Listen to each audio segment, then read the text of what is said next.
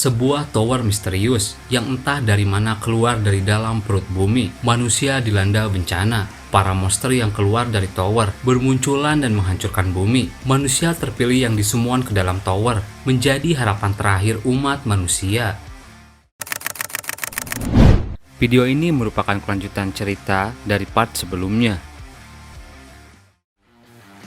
Di cerita sebelumnya, Jaehwan mendapatkan sebuah kekuatan setelah melakukan pelatihan di air kolam penyucian. Di sana Jaehwan dan yang lainnya diceritakan tentang Ancient Trinity dan awal mula peperangan besar di Abyss.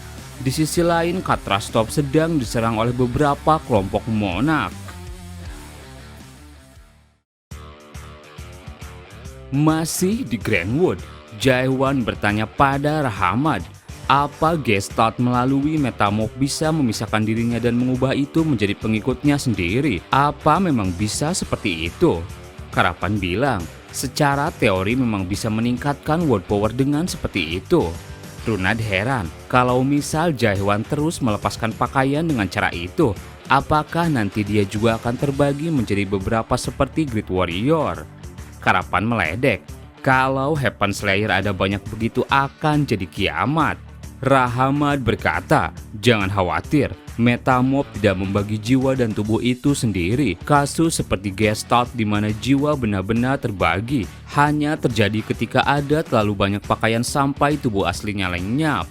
Runad bertanya, terus ada berapa banyak pakaian yang dilepaskan Great Warrior? Rahamad menjawab, tidak ada jawaban pasti. Jumlah pakaian bertambah secara bertahap seiring dengan waktu dan pengalaman. Tapi Gestalt bisa melepaskan jauh lebih banyak daripada tahun-tahun yang ia jalani. Metamorphnya melampaui laju waktu itu sendiri. Jaehwan mendadak heran. Lalu kenapa Gestalt harus melepaskan lebih banyak? Rahamad menjawab, itu karena Trinity War. Dalam perang itu Gestalt kehilangan sebagian besar pakaian yang ia miliki. Klan kami dulu jauh lebih banyak daripada sekarang. Runad heran, itu luar biasa. Apa Gestalt sendiri mampu melawan serangan gabungan Deus dan Katrastop? Rahamad berkata, Trinity War bukanlah perang antar Ancient Trinity itu sendiri. Jadi cerita bohong itu masih beredar bahkan sejak 900 tahun yang lalu. Nightmare itu juga percaya pada hal yang sama. Jaehwan bertanya, apa dia Mulok Armeld? Rahamad bilang, benar, aku pernah merasakan pakaian yang pernah dikenakan Nightmare itu ada padamu. Bukankah kau membawa ingatannya? Jaehwan bilang, tapi tidak utuh. Rahamad bilang, dia adalah orang luar pertama yang mencapai ujung Abyss dan dari situ dia mengambil Eye of Gestalt. Semuanya langsung terkejut. Rahamad bilang, kenapa ekspresi kalian begitu? Bukankah kau datang juga untuk mencari itu? Jaehwan bilang, kau benar. Rahamad lalu berkata, kau tak perlu berkecil hati, kau sudah memiliki Eye of Gestalt. Siapapun yang telah menyelesaikan Ouroboros dapat menggunakan Eye of Gestalt. Tiba-tiba Rahamad memancarkan aura yang tinggi. Pengikutnya di sana juga bereaksi. Dan sebelah mata Rahamad berubah. Jaehwan langsung mengambil ancang-ancang. Apa itu Eye of Gestalt? World power ini tidak biasa. Karapan dan Runa tersungkur. Sanctuary Manifestation. Jaehwan mengeluarkan World View-nya. Karapan dan Runa bisa selamat. Apa aku masih hidup? Jaehwan bertanya pada Rahamad, apa yang sebenarnya kau lakukan? Rahamad menjawab, world powerku memang meningkat, tapi tidak ada yang berubah. Entah kau memahami atau tidak, kau sudah mempunyai Eye of Gestalt. Jaehwan heran, bagaimana caranya?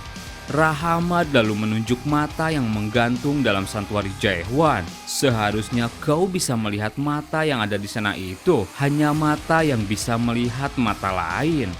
Bukalah milikmu mulai sekarang. Jaehwan langsung menatap mata tersebut. Dan seketika sebelah mata Jaehwan bereaksi. Aku bisa melihatnya. Cahaya terang keluar dari dalam tubuh Jaehwan. Karapan panik, apa kau baik-baik saja? Dan di sana, Jaehwan berhasil membangkitkan Eye of Gestalt.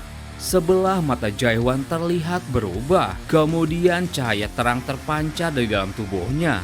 Karapan lagi-lagi bingung, apa-apaan world power yang meningkat secara drastis ini. Tak lama kemudian terdengar suara dari kepingan Jaewan di masa lalu. Akhirnya kau melepaskan pakaianmu sendiri. Apa kau melepaskannya tanpa alasan apapun? Selamat, akhirnya kau terbangkitkan. Kalau kau mau melepaskan kami setidaknya beri aba-aba dulu. Sekarang kami percaya padamu aku. Jaewan berkata, jadi ini Eye of Gestalt.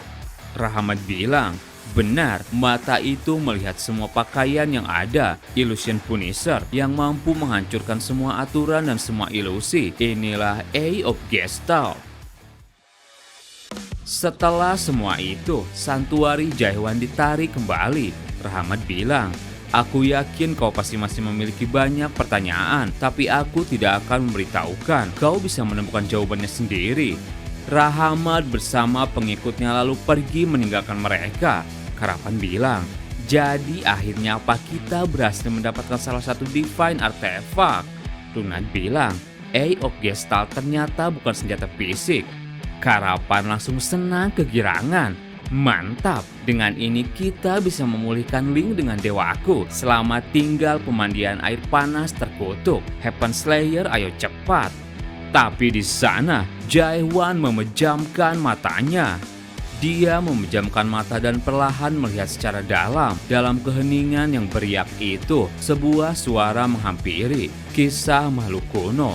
Kisah dari Nightmare yang memanjat Mirage Tree untuk menghentikan cultivation. Sebuah kisah yang dipenuhi dengan keputusasaan dan kesedihan. Namun harapan selalu hadir meskipun tidak pernah tercapai. Jaewan mulai menyelami kisah itu dengan perlahan untuk waktu yang sangat lama. Cerita berpindah ke markas Fissure. Mayad sedang menerima laporan dari Imai. Jadi ini daftar rekrutan baru yang kalian kumpulkan selama 6 tahun terakhir. 12 jauh lebih sedikit dari yang kukira. Tapi 12 itu sudah mencapai awakening ketiga. Sepertinya kau kesulitan, Imai. Bicara santai saja sekarang. Aku tak mempermasalahkan hal semacam ini. Imai menjawab, padahal ini awalnya tugas Seolha. Mayad bertanya, jadi apa ada rekrutan yang menjanjikan menurutmu? Imai menjawab, ada beberapa, terutama perempuan yang di halaman pertama. Dia cukup tangguh. Kami menstimulasikan grid disapparent 520 kali dan dia bisa bertahan sampai akhir 518 kali. Biasanya kebanyakan dari mereka tidak bisa beradaptasi pada 30 kali pertama dan hanya berakhir berteriak minta dikeluarkan. Namun dia berbeda. Dia menyelesaikan adaptasi hanya setelah 2 kali percobaan. Setelah itu dia mulai membunuh semua orang. Seolah dia adalah alat tanpa emosi. Dengan sedikit latihan, dia akan menjadi petarung yang hebat. Maya tersenyum mendengar itu. Mengesankan. Kalau yang ini bagaimana? Imai menjawab, orang itu mencoba stimulasi grid disapparent hampir 2000 kali dan semuanya gagal. Meskipun begitu Mirel meloloskannya. Aku juga tak begitu mengerti. Namanya Yunhwan. Katanya dia telah mencapai awakening ketiganya. Setelah pembicaraan itu, Imai pergi ke sebuah ruangan rapat. Di sana ia melihat Yunhwan sedang berdebat dengan Mirel. Apa maksudmu? Kalau mereka menuju ke sini itu adalah perang. Mirel bilang, untuk sekarang kita sebut dengan negosiasi. Yunhwan teriak, aku benar-benar tak mengerti tentang Supreme Monarch. Mereka itu musuh umat manusia. Imai lalu mendekat. Ada apa ribut-ribut? Tampaknya pendatang baru ini punya banyak komplain. Yunhwan terus teriak, mereka itu adalah entitas yang melemparkan manusia ke dalam tower hanya untuk keuntungan mereka sendiri. Mereka mempermainkan manusia sesuka hati. Mana mungkin kita bisa negosiasi dengan Fissure yang memihak manusia? Kasim lalu datang. Para Supreme itu kuat. Mereka bukan lawan yang bisa dihadapi hanya dengan amarah sesaat. Terkadang memang ada saat dimana kita perlu bekerja sama dengan musuh. Supreme Monarch adalah proxy Big Brother. Mungkin kau sulit memahami kenapa kita bekerja sama dengan proxy Big Brother. Itu juga untuk melawannya. Hanya mereka adalah proxy Big Brother, bukan berarti mereka juga memiliki kehendak yang sama seperti dewanya. Hanya karena mereka memiliki pandangan dunia yang sama, bukan berarti mereka memiliki tujuan yang sama. Seperti Seolha yang masih bisa menggunakan Blood Sea of Time, bahkan setelah keluar dari Fissure. Yunhwan masih tak terima. Meski begitu aku tetap tak bisa menerimanya karena ada kejahatan yang lebih besar. Bukan berarti kita bisa mentoleransi kejahatan yang lebih kecil. Fissure yang aku tahu bukan tempat yang seperti itu. Kasih menjawab, itu karena kau belum mengenal dunia dengan baik. Yunhwan teriak, bukan seperti itu masalahnya. Kasih menyela dan mulai kesal. Tidak, masalahnya memang seperti itu. Keadilan tanpa kompromi itu tidak ada. Kalau kau masih percaya hal seperti itu, berarti kau memang bodoh. Mirel menengahi, cukup. Yunhwan, kau sendiri juga keras kepala. Bahkan selama simulasi Great Disappearance, kau tidak bisa membunuh orang terakhir. Kau yang berhasil lolos dengan mencapai awakening ketiga dan mendapatkan Blood Sea of Time. Tapi bukan berarti kau setara dengan squad leader. Seoyu di sampingnya hanya terdiam. Mirel memegang pundak Yunhwan dan berkata, semua orang di sini juga tahu apa yang kau maksud Yunhwan, tapi kami melakukan ini karena tak punya pilihan. Kaulah yang harus bisa mengerti Yunhwan. Dalam hatinya Yunhwan berpikir, mengerti. Sebenarnya aku juga tahu kalau ini mustahil.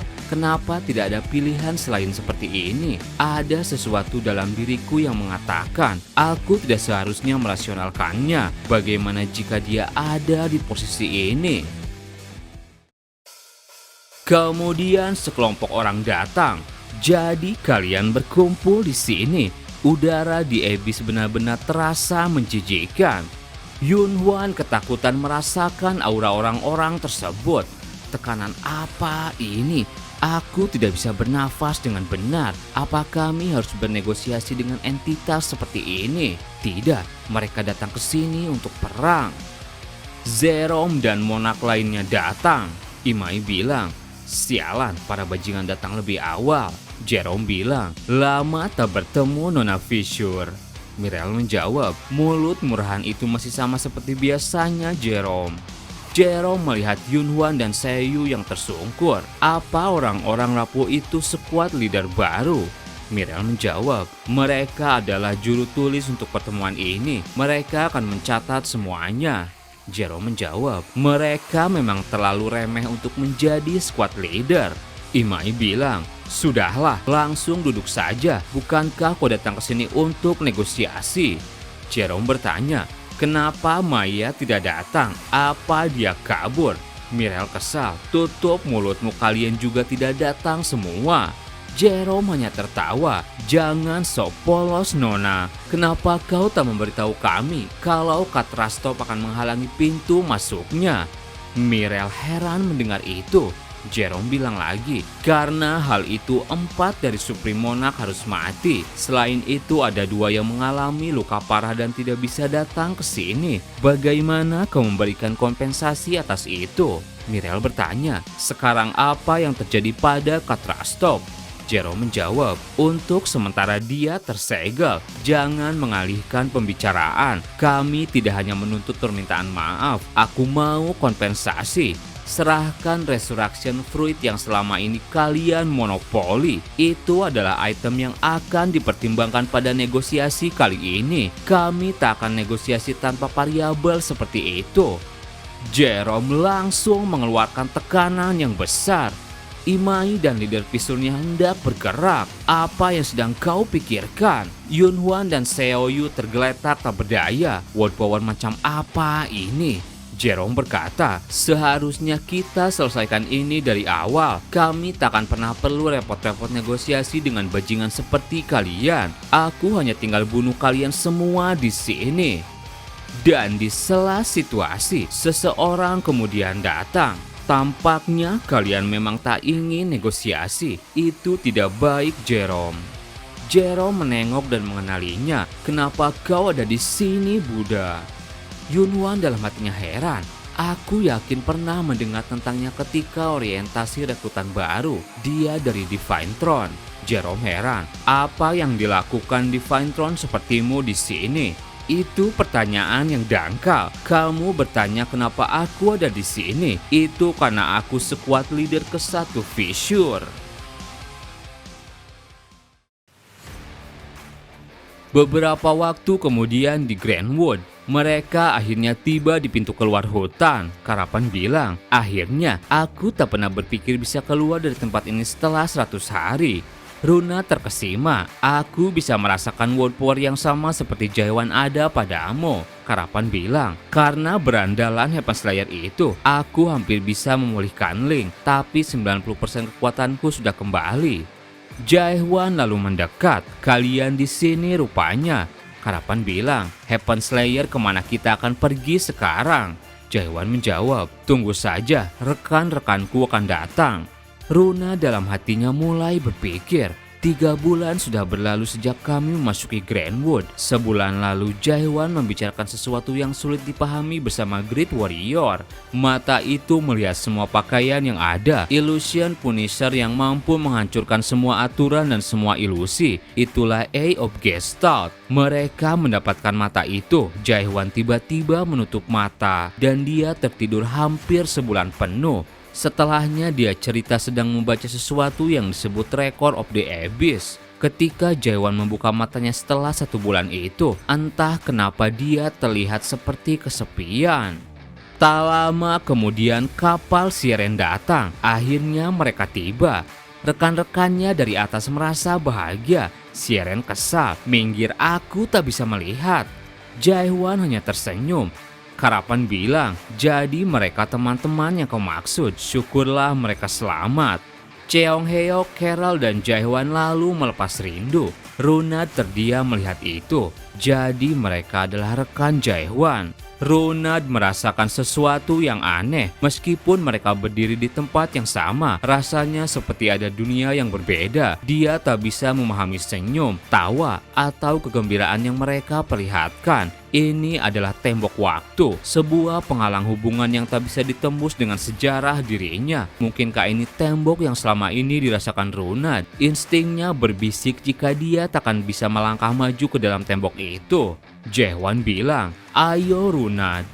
Mendengar panggilan itu, tenang dan yakin tanpa sedikit pun keraguan, Ronald menyadari betapa mudahnya ia melintasi temboknya sendiri. Dan ketika melewati tembok itu, dia merasakan sesuatu yang baru sedang dimulai. Seperti orang yang memakai dan melepas pakaian. Satu hal pergi dan satu hal lainnya datang. Metal Morph, pakaian, Ouroboros. Di Greenwood, Ronald belajar banyak tentang meninggalkan banyak hal. Namun pada akhirnya ia mengerti sedikit tentang apa yang dimaksud dengan Ouroboros. Kemudian dari suatu tempat suara nyanyian mulai terdengar di udara. Naked God yang malang. Sepanjang perjalanan pulang berpikir, setidaknya seseorang, setidaknya sekali. Ronald tersenyum mendengar itu. Nyanyian tenang dan lembut yang pernah dinyanyikan Andersen, mengucapkan kata-kata itu dengan lembut dan berlari. Ronald menghampiri Jaewan, dalam hatinya bilang, Ouroboros. Setelah berada di dalam kapal, Cheonghae heran. Siapa kau ini? Karapan kesal. Aku Karapan Proxy Dewa Ignis, dasar pikun. Cheonghae bingung. Jadi namamu Karamel. Karapan tambah kesal. Apa aku boleh bunuh orang tua ini, Heaven Slayer? Cheonghae bilang, hafalan atau siapalah itu katanya dia membunuhku. Suasana menjadi cair. Carlton bilang pada Jaewan, maafkan atas keterlambatannya Castellan. Kami rencananya mau datang lebih awal, tapi ada hal yang perlu dilakukan dulu. Rumit untuk dijelaskan. Aku tak tahu harus dari mana memulainya. Cheonghae lalu merasakan sebuah energi dari Jaewan. Kau benar-benar berubah. Esensi jiwamu sekarang terasa sangat berbeda. Sulit dipercaya kau adalah orang yang sama dari 3 bulan yang lalu. Apa yang sebenarnya terjadi? Runa dan Karapan kesal. Jika harus mengingat banyak hal yang terjadi, tempat itu takkan pernah ingin aku datangi lagi. Siren lalu datang. Cukup, berisik sekali. Padahal cuma pisah 3 bulan. Tapi kalian semua terlalu berlebihan. Cheongheo meledek, "Jangan sok keren Nona, padahal beberapa jam yang lalu kau menyanyikan Jaehwan ini Jaehwan itu." Sieren malu lalu menghajar Cheongheo. "Apa kau tahu betapa khawatirnya gadis Nightmare saat terlibat dalam permasalahan di tempat pelelangan?" Jaehwan bilang pada Sieren, "Terima kasih sudah datang Sieren." Sieren mukanya langsung memerah. "Jangan salah paham, ini tak seperti aku yang menjemputmu." Karapan bingung. "Sebentar, sejak kapan kau pakai baju Heaven Slayer?" Jaehwan menjawab, "Ini semacam dalam kondisi Ouroboros." Jaehwan memegang pundak Runa dan memberikannya pakaian yang sama. Runa senang. "Aku pakai baju yang sama seperti Jaehwan, ini keren sekali." Jaehwan bilang, "Itu hadiah karena kau sudah berusaha. Untuk sekarang cuma itu bentuk yang bisa kupikirkan." Karapan antusias, "Aku juga mau yang seperti itu." Jaehwan bilang, "Tidak bisa, kau bukan pengikutku." Carol lalu memberi pakaian untuk Karavan. "Kalau kau tak masalah, kau boleh pakai ini dulu. Aku pernah dengar tentang Proxy Ignis. Kau pasti telah melewati masa-masa sulit." Karavan menjawab dengan pede, "Begitulah. Memang sudah cukup lama aku berpisah dengannya, tapi aku tidak merindukannya." "Ah, tunggu, kenapa kalian tiba-tiba terdiam?" Carol berkata, "Berarti kau belum mendengar kabarnya. Beberapa waktu yang lalu, site ketiga Abyss, Tropical Night, diambil alih oleh Fissure dan telah dihapus dari Abyss." Karavan sontak kaget mendengar itu. Sementara itu di site kelima Ragnarok, pasukan Fissure sedang menyerang site milik Kronos. "Tinggal satu pria, serang." Kronos bilang, "Dasar orang-orang bodoh, Sanctuary Manifestation." Kronos mengalahkan banyak anggota Fissure. Ilio Neoskill, seorang Supreme Monarch menyerang Kronos. Giant of the Forest, satu lagi datang menyerang. Kombinasi dua Monarch menyerang Kronos. Kronos mengambil ancang-ancang, "Kalian berani melawanku dengan kekuatan remeh seperti itu?"